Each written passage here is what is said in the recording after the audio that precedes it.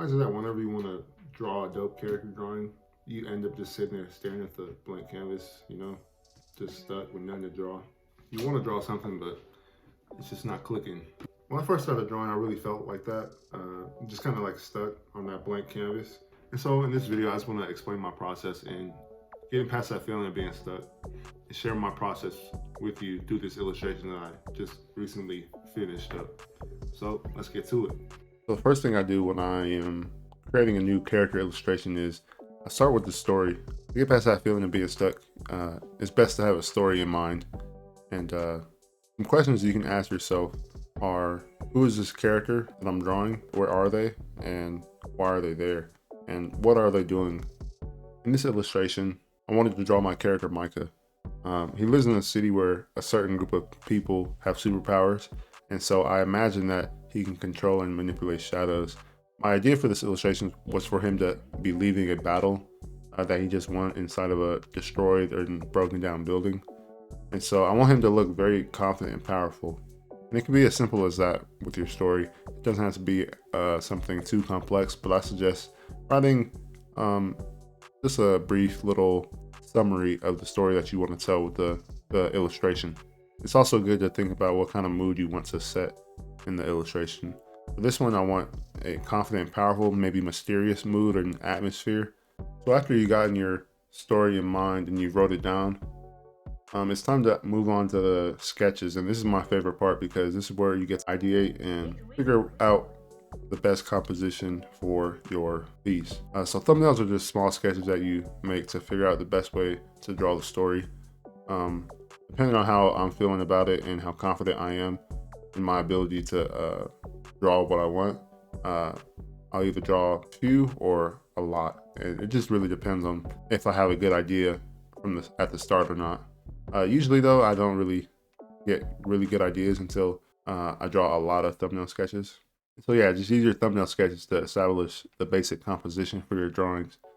Just don't worry about the details at this stage. You want to keep everything loose, keep everything sketchy, and really figure out your idea. Some things you might want to figure out are where the character is going to be at, where they're standing, what their poses will be in, what does the background look like, and you just want to sketch in these elements really rough. It's also important to establish where all the elements will go. This piece, I wanted his power to be coming from like the window, like he just left it and he used his power to escape that building or something. And so I expressed that in the thumbnail. And drawing multiple thumbnails sketches just allows you to quickly create different compositions and ideas for the drawing. And just choose the one that you really like and the one that you think fits the story that you're trying to tell. I suggest playing with composition a lot and dynamic angles to make things look more interesting because I think the flatter the composition or the flatter the image looks, the less interesting it is to look at. And so more dynamic poses, more dynamic camera angles is what I am going for in my thumbnail sketches. So the last part of the process is just to refine your thumbnail sketch with reference. After drawing your thumbnails, you want to gather a reference or a reference board to really figure out what things look like and how you're going to draw them. Here you can see my board for this illustration. I wanted this place to take in an urban city setting. I gathered references for urban buildings and rooftops and just stuff like that. Rubble. I'll even look at some like manga examples of destroyed buildings. And lastly, I got reference for my character's costume and weapon. And I don't know what this style of fashion or clothing is, but it looks pretty cool to me. So I was like, let me try it on this character. I wasn't trying to like really design the character too much, but really wanted to pull up reference to make this whole process easier for me. And after you get reference and everything you need to finish the drawing, that's when you move on to the line art and the painting process and the coloring and all that. And yeah, you just use reference to make everything easier for you.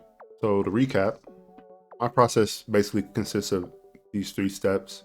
First is come up with a story, an idea, establish who the character is of your piece, what they're doing and where they're doing it, and maybe why they're doing it.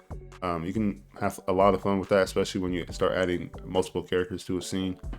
The second part of this process is just starting to sketch out thumbnails and coming up with rough ideas to establish the right mood and tone for the image that you're trying to create.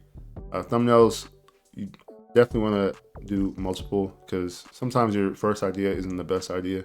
So creating multiple sketches and trying to figure things out and establish a mood and a tone will really help you in the long run.